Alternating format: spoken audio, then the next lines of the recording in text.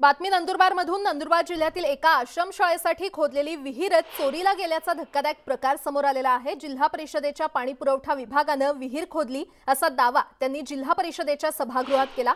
मात्र आश्रमशाळा प्रशासन गेल्या 3 वर्षांपासून रोज टँकरने पाणी भरते, त्यामुळे विहीर अशी रातोरात कशी गायब झाली असा प्रश्न निर्माण झालाय। या आश्रमशाळेमध्ये सध्या जवळपास 300 विद्यार्थी वास्तव्यास असून शिक्षणासह त्यांच्या राहण्याची सोय देखील याच ठिकाणी आहे।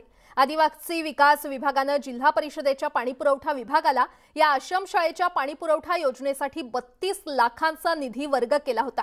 मात्र विहिरीसाठी खोदकाम देखील केलं नाही, उलट तिथे थेट जिल्हा परिषदेच्या सभागृहात विहीर खोदली, पण पाणीच लागलं नसल्याचं सांगण्यात आलं। त्यामुळे कागदावर खोदली गेलेली विहीर प्रत्यक्षात चोरीला गेल्याच्या चर्चा रंगलेल्या आहेत।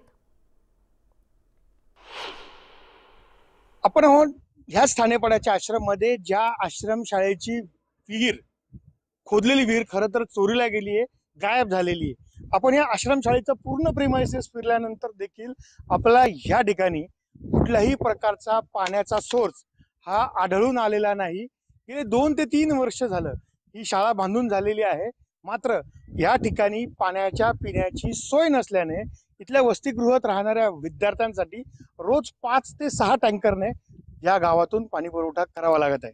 वर्षाकाठी जवळपास 2000 टँकरने या शाळेच्या विद्यार्थ्यांची पाण्याची तहान भागत असताना दुसरीकडे जिल्हा परिषदेच्या पाणी पुरवठा विभागाने याच शाळेसाठी विहीर काढल्याचा दावा आपल्या इतिवृत्तातनं केला। मग ही विहीर गेली तरी कुठे? विहीर गायब झाली की काय, किंवा विहीर चोरीला गेली, असा सारा प्रश्न या सगळ्या परिस्थितीवरनं समोर येत आहे। निलेश पवार, न्यूज 18 लोकमत, ठाणेपाडा, नंदुरबार।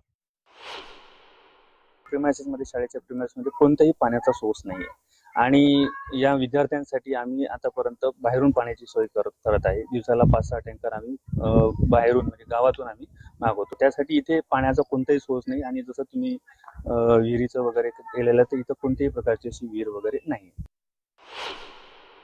विहीर खोदण्यात आलेले पाणी उपलब्ध झाले नाही याचा अर्थ अधिकाऱ्यांनी त्या कागदावरतीच पैसे खाल्ले की काय ही मलाही शंका वाटायला लागली।